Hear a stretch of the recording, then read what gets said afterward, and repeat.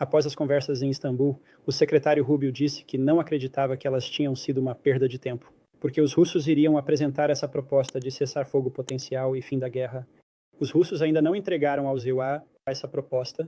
Então você ainda acredita que isso não foi uma perda de tempo?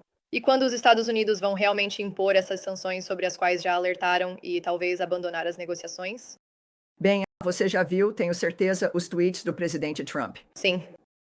Ele é quem recentemente falou diretamente com o presidente Putin e é quem tem a visão de diplomacia de fazer essas guerras pararem ao redor do mundo, mas certamente essa pode ser resolvida.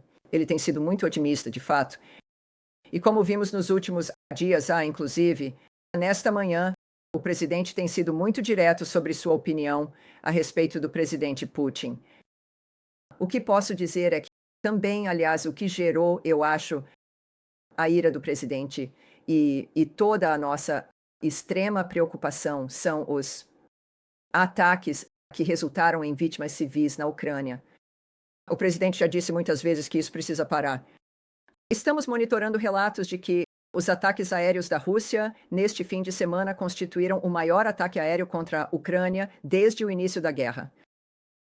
Obviamente, nossos pensamentos, orações e atenção estão com as vítimas e suas famílias. Estamos pedindo moderação e instamos todas as partes a evitarem uma escalada maior.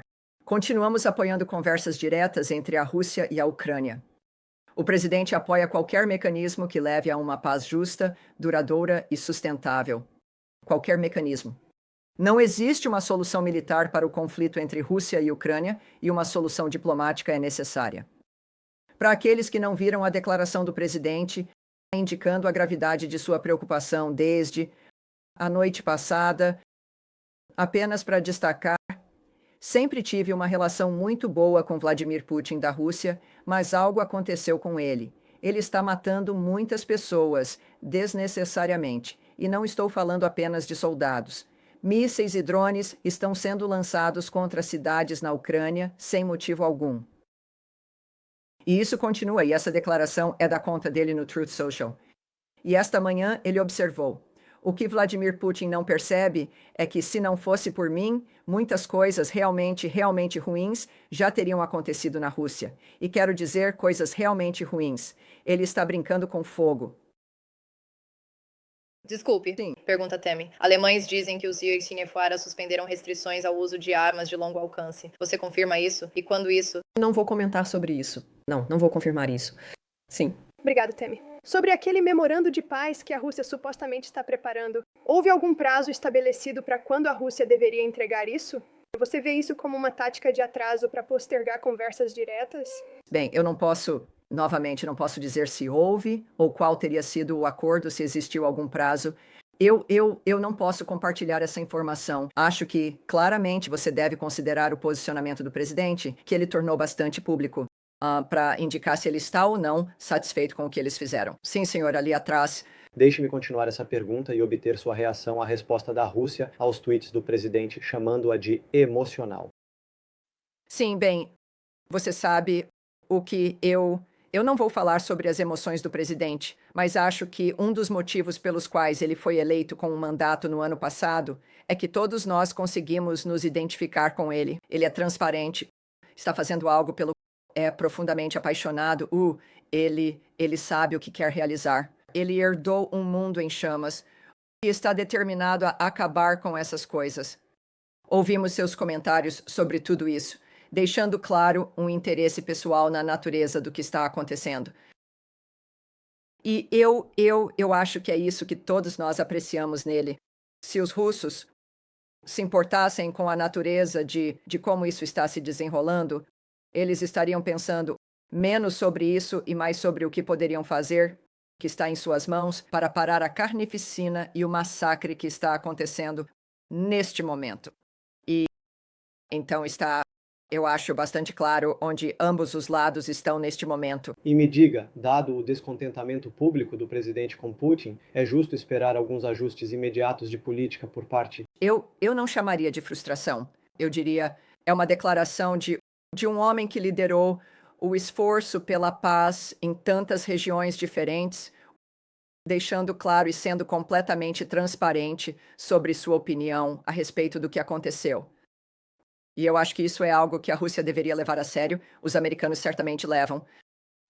E existem, como mencionei na semana passada, muitas coisas diferentes que o presidente tem à sua disposição para garantir que nossa posição seja sentida e que isso possa ser usado para fazer um impacto para parar essa carnificina.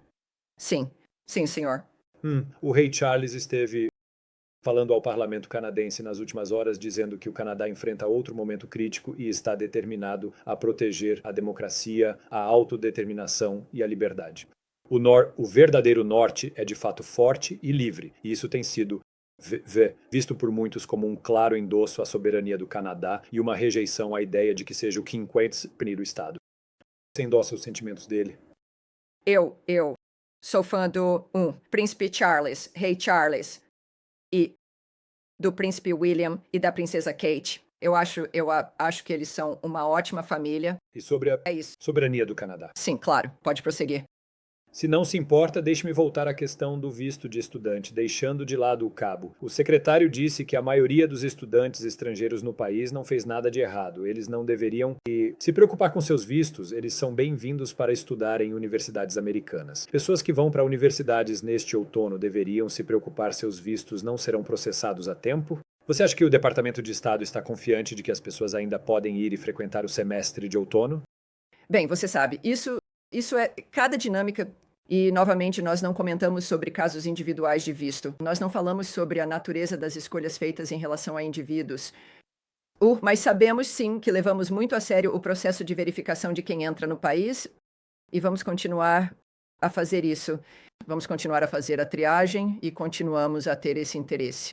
E, novamente, seja você estudante ou um turista que precisa de visto ou quem quer que você seja, nós vamos analisar o seu caso. Acho que por isso que parece ser algo tão controverso que está acontecendo, mas não deveria ser, e toda a nação deve levar a sério e leva a sério quem está entrando. Então, se você vai solicitar um visto, siga o processo normal, os passos normais, espere ser avaliado e seguimos a partir daí. Quanto aos atrasos, você espera que estudantes se candidatando enfrentem atrasos? Novamente, eu não posso falar sobre as experiências individuais deles, mas é claro que parece que a natureza da reação a isso é que, mas eu não posso, nós sempre avaliamos as pessoas que tentam entrar, nós sempre levamos os vistos a sério. É por isso que temos um visto, para que você possa parar e analisar alguém. Então, eu não posso falar sobre como será a experiência individual, mas o fato é que todos sabem que nós estamos, é certamente um lembrete de que estamos levando isso a sério. Complementar? Sim, vá em frente. E você acabou de dizer, existe um processo de triagem para qualquer pessoa que entra no país, mas o que mudou agora? Existe um novo critério, um novo mecanismo? O que mudou? Bem, sim. Nós, além de não discutirmos, por questões de privacidade e uma série de outros motivos, os processos de visto individuais com uma pessoa, nós também não falamos sobre os métodos. Nós não vamos expor aqui para a mídia a natureza das etapas que são tomadas, os métodos que usamos. Isso talvez parecesse um pouco contraproducente. Mas é um objetivo, como declarado pelo presidente e pelo secretário Rubio, garantir que as pessoas que estão aqui estejam aqui e entendam o que diz a lei, que elas não tenham nenhuma intenção criminosa, que elas venham a contribuir para a experiência aqui, seja qual for a duração da sua estadia, curta ou longa. Então, os detalhes dos quais eu não vou revelar, mas é algo que esperamos que nos permita entender quem merece visitar este país e quem não merece. E só sobre Gaza, se eu puder. Claro. Houve, para dizer de forma branda, alguns desafios hoje na entrega dos pacotes de ajuda para Gaza. Se houver mais desafios desse tipo, ou se esses desafios se intensificarem, o que você espera? Existe um plano B? Isso para? Você entre em contato com a Fundação Humanitária de Gaza. De novo, é que eu sei que pode ser... é difícil, porque isso é algo que todos nós esperávamos e queríamos ajudar a ver dar certo. Mas o fato é que este não é um projeto ou esforço do Departamento de Estado. Portanto, não estamos em posição de fazer essa declaração ou sequer realmente especular. As pessoas que fizeram isso claramente querem fazê-lo. Elas querem que isso dê certo. E eu acho que abordar isso com eles pode ser muito útil. Sim, Said. Muito. Como é possível entrar em contato com a Fundação Humanitária de Gaza? Parece que essa é a reclamação. Eu acho que ninguém gostaria se eu divulgasse um e-mail aqui mesmo do púlpito. Eu acho que existe uma coisa chamada internet. Certo? E você pode digitá-los e vai conseguir um endereço de e-mail. Muitos de vocês, eu acho, a maioria de vocês são repórteres. Acredito que vários de vocês entendem de pesquisa e de digitar nos tubos da internet, o que vai lhes dar essa informação. Senhor, ok, só um rápido complemento. Sim, e 2 pontos agora. A reclamação das Nações Unidas é que, não sabendo quem é essa organização e quem está por trás dela, quem vai financiá-la e assim por diante. Eles também dizem que, há pontos de entrada muito escassos ou apenas alguns pontos de entrada e assim por diante. Eles precisam de mais pontos de entrada. Sim, todo mundo tem uma opinião. Eu entendo isso. O que eu também sei é que pela primeira vez, Said, com sua preocupação muito bem fundamentada, posso lhe dizer isso. Quase 500 mil de refeições já foram entregues naquela região. Fico feliz em poder lhe dizer isso sem ter que lidar com alguém, uma entidade ou um grupo que não esteja totalmente satisfeito. Porque não está absolutamente perfeito, ou porque eles teriam feito de forma diferente. Mas finalmente conseguimos que isso acontecesse. Sim, senhor. Lá atrás, bem ali com, certo? Eu não sei. Ótimo aqui. Você está ótimo aqui, mas não. Sim, senhor. Você está apontando, está fazendo isso. Eu não estou ótimo aqui. Não, eu não estou. Tudo bem. Tudo bem. Se você esperar, eles passam correndo bem ao seu lado. Tudo certo. Qual é o seu nome, senhor? De qual veículo? Tudo certo. Obrigado. Bem-vindo a bordo. Muito obrigado. Como você disse mais cedo hoje, o mundo ficou chocado pelo que aconteceu em Gaza nos últimos dias, a silhueta de uma garotinha. Bem, eu disse, obviamente, o mundo tem ficado chocado ao longo de gerações com o que vem acontecendo em Gaza, claro. Com certeza. Com certeza. E o Hamas certamente se recusou a parar com essa violência. Mas pode continuar. Então, mas só nos últimos dias vimos a silhueta de uma garotinha tentando fugir, com salas de aula em chamas ao seu redor, matando pessoas ao seu redor. Vimos milhares de palestinos passando fome devido ao bloqueio de Israel, sendo conduzidos entre cercas enquanto tentam conseguir comida hoje. Uma médica que viu 9 de seus filhos serem mortos por bombas israelenses durante todo esse tempo. Esta administração, claro, como vimos, tentou deportar estudantes que protestam contra isso, incluindo uma estudante que escreveu um artigo de opinião contra esse tipo de comportamento. A administração veio, ao dizer à América: seria mais pró-paz, mais anti-guerra do que o anterior? Está soando como um solilóquio. Tem uma pergunta? Na administração anterior. Eu estou curioso. Sim, é uma questão muito séria e todos têm a sua pergunta. Sim. Então faça a pergunta. Gostaria de saber como você vê esta administração sendo mais pró-paz ou mais anti-guerra do que a administração anterior diante desses tipos de horrores que os americanos estão testemunhando. Sim, bem, você sabe. É uma dinâmica em que, como eu também mencionei há pouco, nós conseguimos um cessar-fogo, algo que ninguém achava que seria possível após a atrocidade do dia 7 de outubro, a natureza do que ocorreu naquele dia, o fato de que precisa haver um novo caminho, como o presidente afirmou, precisamos de novas ideias para fazer a diferença, para que isso pare e não continue de geração em geração, como todos nós já vivenciamos. É certo, lavar, enxaguar e repetir, de novo e de novo, a cada 20 anos. E isso nunca iria parar. Acho que o que temos aqui é que depois de, não sei quanto tempo foi, 3 meses, pouco mais de 100 dias do presidente Trump, conseguindo reunir, acredito, todas as partes em conflito, todas as partes hostis umas contra as outras neste planeta em uma mesa para parar. Agora, essa é a parte simples. Fazer as coisas acontecerem e fazer com que durem é outra história. Hamas, nós tivemos um cessar-fogo. E então o Hamas decidiu mais uma vez que isso não seria suficiente e continuam fazendo o que fazem. Isso, antes de tudo, novamente, em relação às questões específicas dos últimos dias, fazemos um apelo a todas as partes envolvidas neste conflito para que tomem todas as medidas possíveis para mitigar danos a civis. Sugerimos que procurem Israel para obter mais informações sobre seus ataques aéreos. E também sabemos, como todos nós sabemos, e isso é algo que descobrimos repetidas vezes, que o Hamas usa hospitais e outras áreas humanitárias como escudos humanos. É por isso que continuamos tentando alcançar um cessar-fogo. Apesar dos obstáculos que o Hamas constantemente apresenta, aparentemente eles esperam que simplesmente desistamos e nos afastemos, ou que o status quo habitual continue. Mas o presidente Trump não é esse tipo de pessoa. Ele é uma pessoa que faz acontecer. E depois de décadas de conflito, eu entendo que você esteja frustrado após talvez 3 meses sem que tudo esteja perfeito ainda. Mas é isso que estamos buscando. Continuaremos trabalhando por isso. Esse é o compromisso do presidente Trump. Sim. Você começou a conversa hoje, ou desculpe, o briefing de hoje com uma referência à Venezuela e aos desafios enfrentados pelos americanos na Venezuela, a repressão do regime venezuelano, a licença para a Chevron produzir petróleo na Venezuela expirou ontem. Estamos informando, nosso relato é que há uma licença muito restrita para manutenção básica, para garantir que o equipamento que está no país não se torne completamente inutilizável. Assim, um dia, se houver uma mudança de governo, pode ser possível voltar a perfurar e produzir novamente. Essa é uma licença que teria que vir da administração. Você tem alguma informação sobre isso?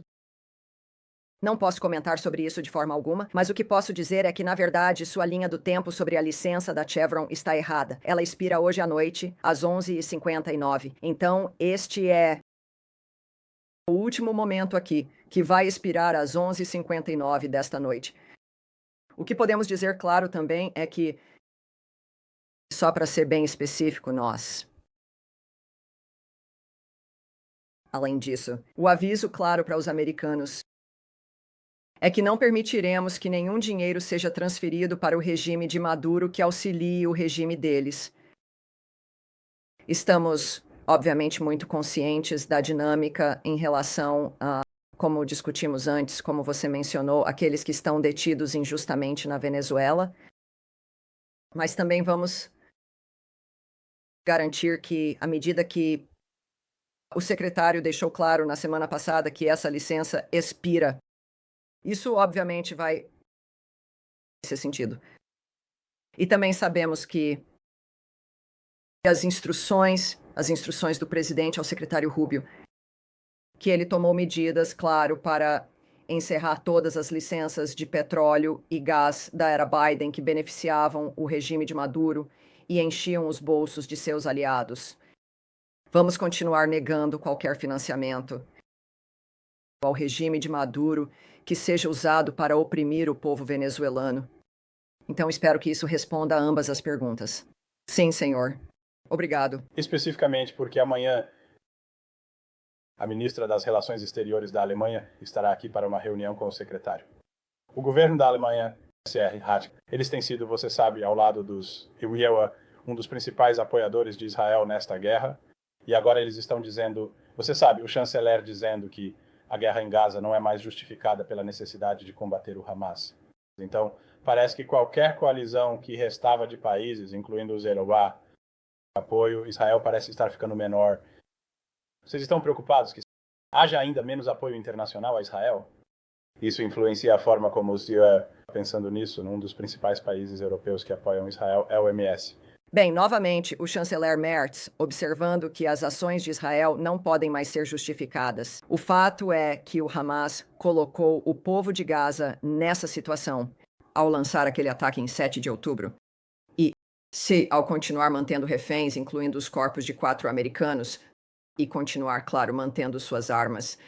Então, quando pensamos em ações que não podem mais ser justificadas, acho que devemos nos ajustar e olhar para o que nos colocou nessa posição em primeiro lugar, em relação ao Reino Unido, Canadá, França e vários outros que tomaram medidas decepcionantes na semana passada. O reconhecimento unilateral de um Estado palestino, neste caso, é improdutivo e dificulta os esforços contínuos dos israelitas pela paz na região, pela paz. E eu acho que há uma linha clara que foi traçada pelo presidente Trump, que, novamente, definitivamente perturba o status quo, que é que precisa haver paz, não apenas por 6 meses, não porque foi feito um acordo por 1 ano. Isso precisa ser duradouro. Toda a estrutura precisa mudar. Ele não está brincando. Ele não está brincando. Porque, caso contrário, em 5 anos ou menos, alguém estará na sua posição. Outra pessoa certamente estará na minha posição, tendo a mesma conversa. Não podemos permitir que isso continue. Essa é a compreensão e a visão do presidente Trump sobre a mudança que precisa acontecer. E o fato é que o status quo pode até parecer a coisa mais fácil de manter, mas não é o que vai salvar vidas. Tudo bem. Sim. Aí, bem aí. Vá em frente. Fale mais alto. Sim. Sim. Obrigado, Jamie. O presidente Joe Biden... O quê? Não. Com licença, senhor. Desculpe. Sim. Assim você não vai ser chamado, porque dá pra ver que não estou olhando pra você. Vá em frente, senhor. Por favor. Sim, tenho duas perguntas. A primeira é sobre a Rússia e a Ucrânia. Estamos vendo o secretário de Estado dizendo várias vezes que os EUA estão perto de recuar de diferentes formas. E sabemos que os EUA já jogaram várias cartas. Então, o que podemos esperar se isso estiver acontecendo? Isso significa fornecer mais armas para a Ucrânia a fim de ganhar vantagem sobre a Rússia? Ou simplesmente significa não fazer nada? Bem, o presidente Trump e o secretário Rubio disseram várias vezes que esta não é uma guerra, que pode ser resolvida por meios militares e pela violência. Que isso precisa ser feito diplomaticamente. Ao mesmo tempo, você ouviu o presidente Trump afirmar que precisa haver conversas diretas entre as partes. Conversas diretas entre a Rússia e a Ucrânia. E há também os comentários do presidente Rubio nas últimas semanas de que, a menos que houvesse progresso, a nossa abordagem mudaria. Não o nosso apoio a um cessar-fogo ou ajudar a alcançá-lo, mas a questão da mediação pode ser ajustada. No momento, é claro, há muita coisa em aberto. E o presidente Putin está percebendo a raiva do presidente Trump em relação à natureza do que está acontecendo. Mas eu acho que está claro que ambas as partes precisam começar a olhar para essa situação de forma direta, um com o outro, para fazer a diferença neste momento.